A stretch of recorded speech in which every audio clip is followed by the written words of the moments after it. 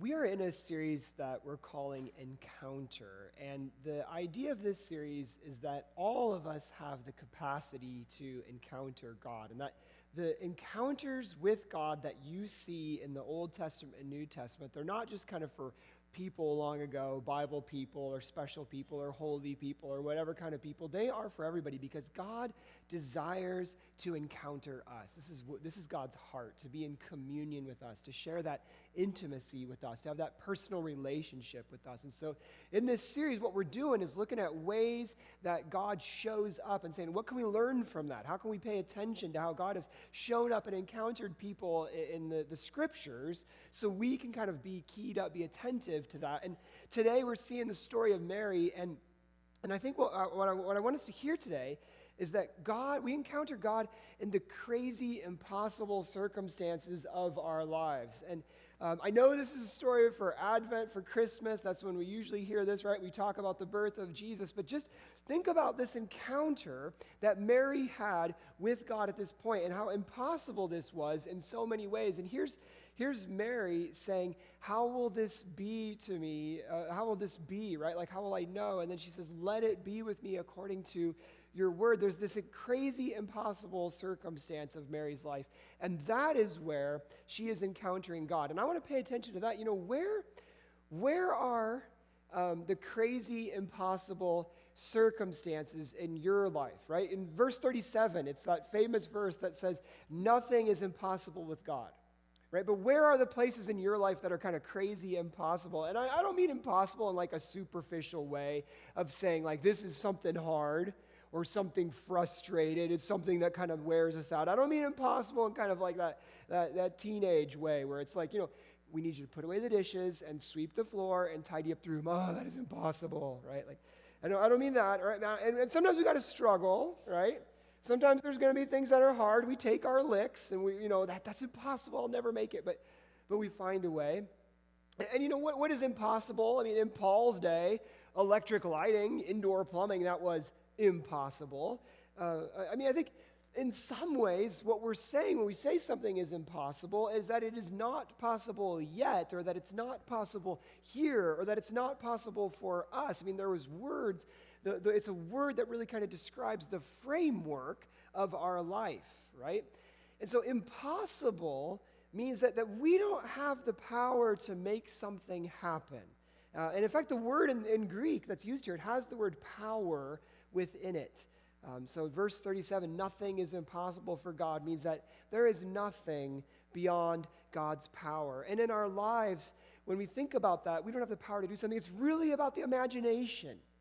What do we imagine is possible? Can we imagine such a thing? And in this sense, faith is a kind of a stretching of the imagination. It's believing that in and through and by God, something is possible.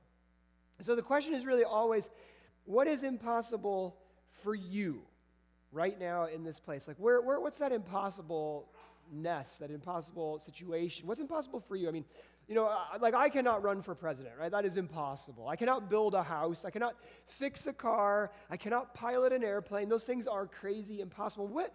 What is that for you? What's your crazy impossible? And we all know what Mary's crazy impossible was. We know her story, right? We know the story of how the angel Gabriel comes to her and tells her, you're going to be with child. And she says, how will this be, right? And we know in one way that's kind of an interesting statement because she was betrothed. And in that day, betrothal worked with a kind of a two-step process. You are initially betrothed. And we don't use that word, but it's like engagement. You're engaged to be married, you're betrothed. The first step is saying that you are promised to each other, but Mary doesn't immediately go and live with Joseph. That is going to be the second stage, and that could take like a full year. And so during that time, they're living apart. It is expected that they live chastely. And so she says, how will this be? And it's kind of interesting. She asked that because in one way it could have just been, after you get married, you'll have a baby, right? Not that surprising. But Mary's thinking about it as something different, and she's thinking about it the way that angel Gabriel is telling her. You're going to have a baby not in the usual way. You will be a virgin. You'll have a child. And I remember, a pastor friend of ours told us how one time he was teaching some little kids this story, right? Very delicately trying to tell them this story about the virgin birth. I mean, how do you do that with little ones, right? And after he had explained the whole idea of Mary having conceiving Jesus in her womb, even though she was a virgin, one of the little girls said, "I think my mom is a virgin." Yeah. But here's Mary, what does she have in mind, right? Like, what's her framework? What's she thinking? No, this is not something, he's not saying down the road you're going to have a baby, no surprise there. He's saying this is something crazy impossible. And it's crazy impossible in multiple ways, right? It's crazy impossible physiologically, right? That doesn't really happen unless you look at some reptiles that sometimes have something called parthenogenesis, where they can lay eggs and have babies even though there's no male in the picture, but not for human beings. It's physiologically impossible. It's socially impossible. Like, what do you mean? I'm not married yet. This is going to kind of put my life in jeopardy here, right? And we know Joseph was almost going to carry that out and divorce her, right? It's socially impossible. This is a crazy, impossible place in Mary's life. And here she is, still open to it, still encountering God, still open to whatever it is that God's doing. And it's even just historically impossible. Like, Mary could have been like, wait, who, me? I'm just little Mary. Like, I'm a nobody. Like, the earlier story, in one sense, that makes a lot more sense, right? Zechariah, right? He goes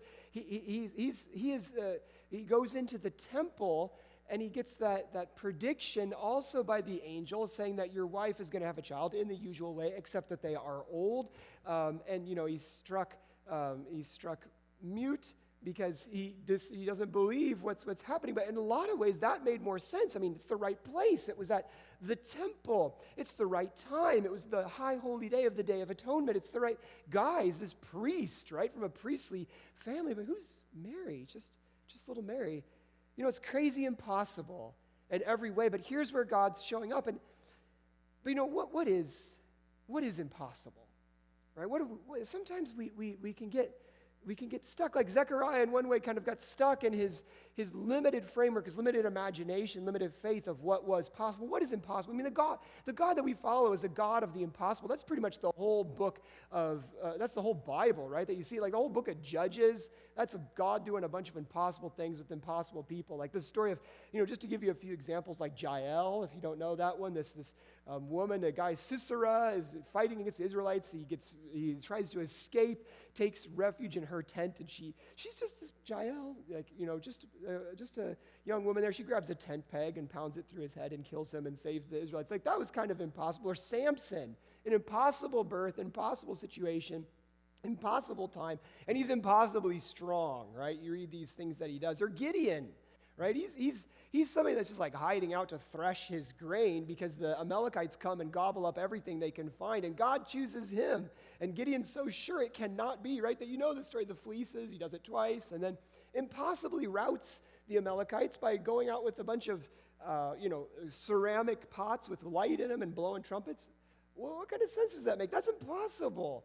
Or look at the Psalms, right? You see, like Psalm 107, God rescuing people at sea or guiding them through the desert. That's impossible stuff. Or Psalm 113 that we read today, God lifts up the barren. And gets down in the dust with people. That's impossible. Or the hope of the prophets. They have this impossible hope that God will restore his scattered people, bring them home from distant lands. I mean, where will God even find all these folks? That's impossible.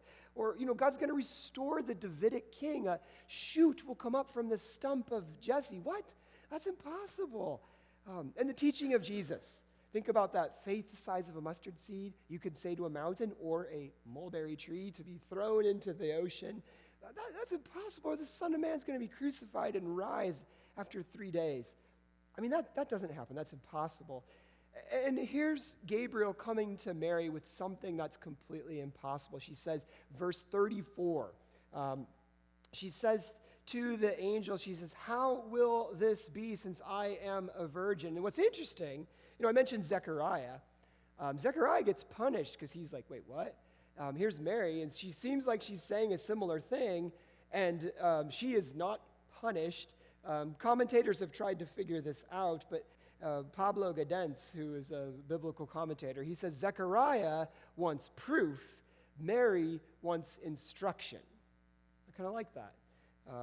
And so, later on, we know that there's a difference here because later on, if you look at verse 45, a little bit later on, she goes to see Elizabeth, and Elizabeth says, "Blessed is she who believed," right? So in other words, Mary believed it. She's saying, how will this be? What's next? What's going to happen? Like, what do I need to know? Because Mary is not only getting an impossible situation, she's receiving an impossible mission, right? And she kind of recognizes that. That's part of what makes her so special and her response so special. She says yes to God's mission and plan for her life in that impossible moment. But I mean, there is a way that Mary's kind of questioning all this. How will this be? I mean, did you just say, Angel Gabriel, did you just say I'm going to be pregnant with the long-awaited Messiah, the Son of God, the Redeemer of the world? I mean, is that what you're telling me? Like hold on, because that's kind of crazy impossible.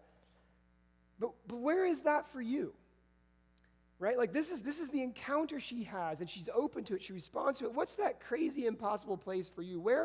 Where's the place like Mary where you say, how will this be? Because I think we encounter God in those impossible circumstances of our lives. And I think what that means is that we got to be paying attention to those impossible places, right? Don't write them off. Don't think that there's nothing to be redeemed there. Pay attention to the impossible places in our lives because, in one way, think about this. What does it mean for something to be impossible? All of our lives, in one way, have an impossible character to them, right? How is it that it's me in this place with these people, with this job? I mean, just think about your life. Think about all the twists and turns. Think about, like how you sometimes say, like, you can't make this stuff up about your life. Like you think like if someone would write this as a novel, people would say it's too far-fetched. But it happened, right? Like, just think about the unique impossibility of your life. I mean, I think about that with myself sometimes. How is it that this farm boy from Central Illinois met this Peruvian girl and got married and lives in Kansas, 3 sons, whatever. Like if I would go back in the past and explain that to my younger self, I don't think I would believe, right? I'd be like, no, that's not possible. But, I've got the photos to prove it, right? But, where is that for you? Think about the twists and turns of your own life. Pay attention to that, like these impossibilities. Like how is that possible, right? You can't make this stuff up. It's part of the unique gift of your life and the unique gifting of God showing up in your life. Treasure that, right? All of our lives have this kind of impossibility. I think every life has got these impossible places that it could have turned out differently, but it didn't. Here we are. Here's God. But think also about the different circumstances in your life and the way there can be things that are just impossible. You can't imagine. There can be hard impossibility where you say, like, how am I going to move forward after this, right? This illness, this loss, right? This moment where I just can't imagine how I will live in this world. It's impossible if my, fill in the blank, my loved one is not here with me. Think about those impossible places. Or there can be tangles, there can be knots, there can be sheer cliffs. Think about those impossible places in your life. Or the good impossible, right? Like, how is it possible that, you buy you buy the winning lottery ticket, or it turns out well, or someone bounces back, or you find some new energy. How is that possible, right? We want to pay attention to those places where things are impossible and ask, how does God show up in that? Because as Luke tells us here, nothing is impossible with God. And when I say that, it makes me think about miracles. That is the context here in one way, right? It's the virgin birth is this like supreme miracle. It's Mary conceiving and it's by the Holy Spirit, but then there's also that second miracle of Elizabeth and Zechariah, a man and a woman conceiving in their old age, having the gift of a child. There's these kind of double birth miracles. Nothing is impossible with God. It makes me think about miracles. But what exactly is a miracle? miracle. Because when we think about impossible, we can think miracle. And in one way, miracles are things that aren't possible, right? I mean, that doesn't happen, something that you don't expect. But in a biblical sense, miracles are how God has built the universe. It's not so much that God kind of breaks the natural order. It's that God has built the universe with the kind of openness to God. And so there are ways that God shows up, does something through the universe, like it is meant to be open to God's power being at work. And in that sense, miracles aren't impossible. Maybe I think because of the incarnation, because of Jesus being born, Jesus coming, we're saying God created and entered into fully the universe so that miracles can happen, but they're going to happen often very subtly, right? They're going to often happen in a way that we aren't quite sure. We can't quite pin down what is that I just experienced. What is going on? I mean, I don't know what your life experience has been. I was kind of sitting with this question this week. Places where God's power unexpectedly breaks into our lives. We call that a miracle. I don't know what your life experience has been because, have you experienced a miracle? Something that you called a miracle. I was contemplating that. I've had times where I've prayed for people and they've gotten well. Was that medical science? Was that the healing power of the Holy Spirit, or kind of a combination of both? Was that a miracle? I have been at places of just like utter confusion in my life. You've probably been there too, and I have found guidance from God that kind of came into a place where I really needed to hear it. Was that a miracle? I've run into problems in my own life or in the life of others, people I've walked with, and there's something that seems completely insoluble, something that just seems like an insurmountable obstacle, a mountain in the way, and suddenly the problem is gone, it's fixed, they're solved, you don't even remember it a couple years later. Is that a miracle? I mean, what are we talking about when we even say a miracle, right? Something that is miraculous.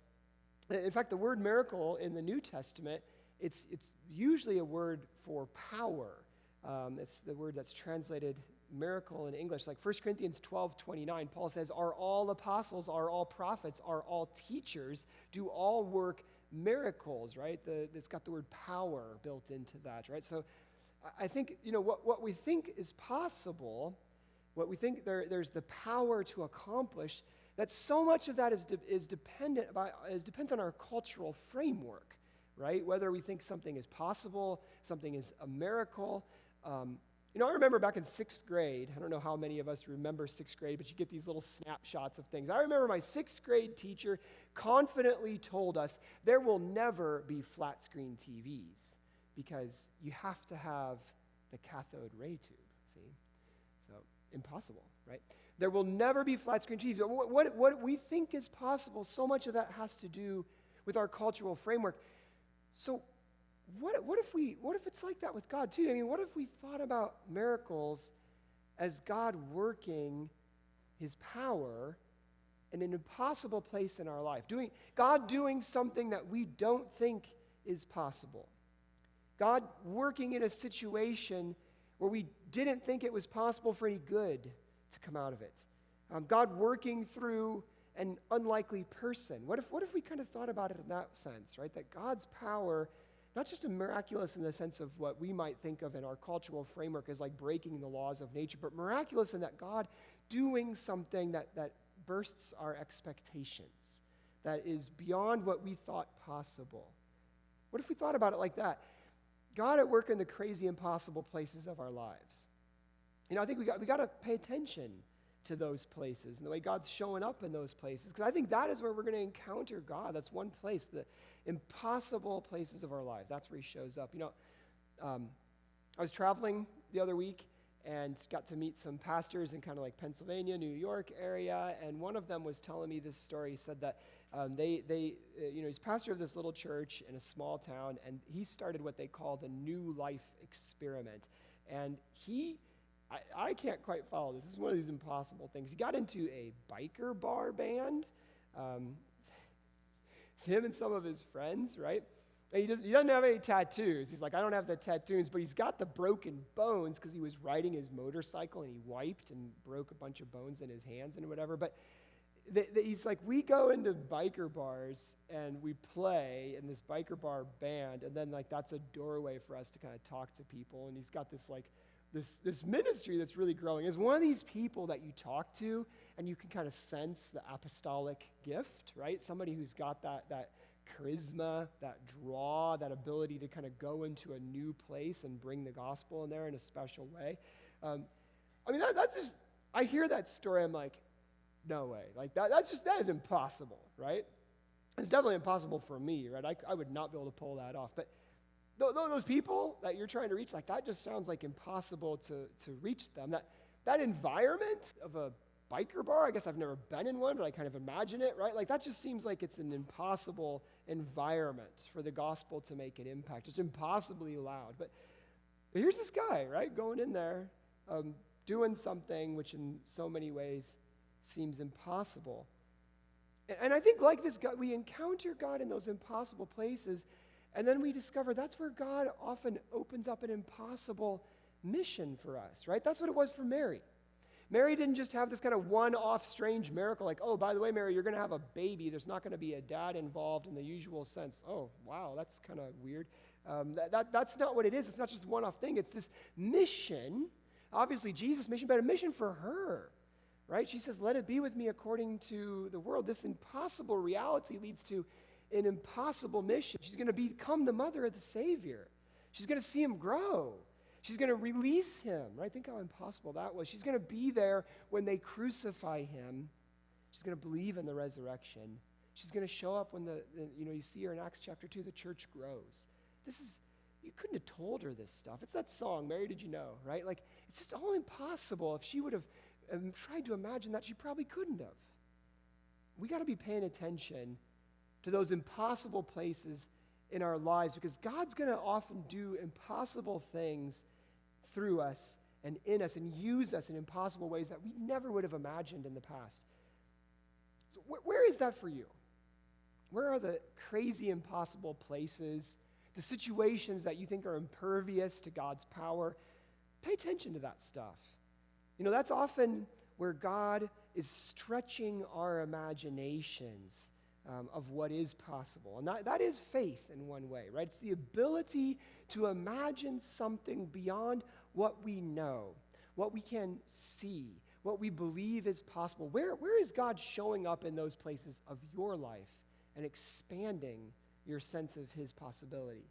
I mean, I think this is why Paul in Ephesians, he calls God the one who by the power at work within us is able to accomplish abundantly far more than all we can ask or imagine. You know, I read that verse, and every time I read that, I think, oh, I've got a big imagination, right? But here is God showing up. He's accomplishing abundantly far more than we can ask or imagine, something impossible. And it turns out that crazy impossible, for us, it just means by faith in God. Amen.